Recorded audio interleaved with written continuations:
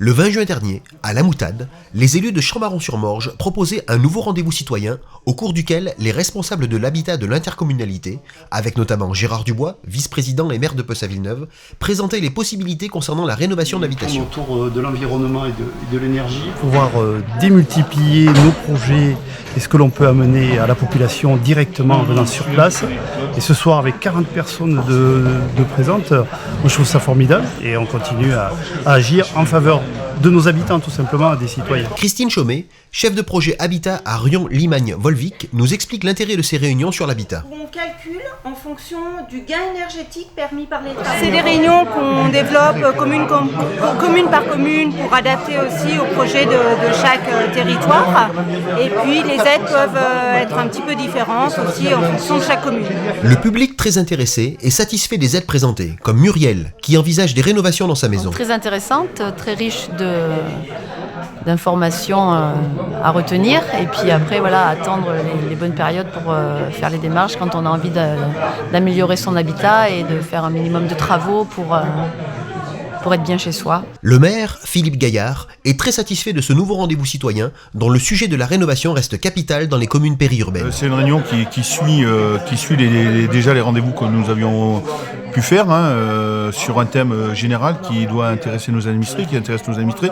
Réunion très pertinente, beaucoup d'explications, beaucoup de chiffres, beaucoup d'informations nouvelles. Et je pense que les personnes qui étaient là sont reparties satisfaites des informations qu'elles ont eues. Plusieurs élus de Champ-Baron-sur-Morge étaient présents, notamment Daniel Lab, en charge de l'habitat au sein de l'intercommunalité. Ce qui compte, c'est que les gens soient au courant des différentes choses.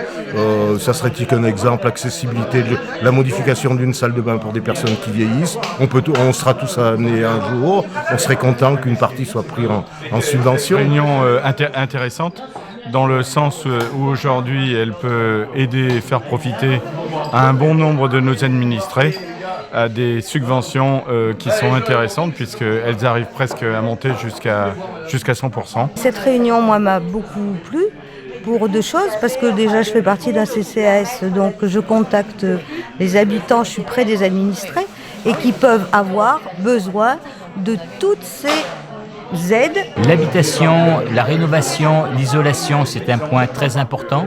Et comme beaucoup de mes collègues ont dû dire, nous avons des aides, il ne faut surtout pas passer à côté. Moi, je trouve que c'est bien quand même que RLV s'investisse comme ça, là. C'est une bonne chose déjà, ça permet à des gens peut-être de faire des travaux qu'ils n'auraient pas envisagés autrement. Il y a plusieurs enjeux, un enjeu économique certain pour les administrés, mais également pour l'environnement. Et toutes les économies d'énergie que peuvent faire les uns et les autres sont profitables à l'ensemble des administrés. Et c'est une chose impeccable que de pouvoir faire ce type d'infos. Il ne faut pas hésiter justement à aller voir ces personnes-là qui pourront vous aider. Ce nouveau rendez-vous citoyen marque une nouvelle fois la volonté des élus chambaronnais d'apporter les services de l'intercommunalité au plus proche de ses administrés.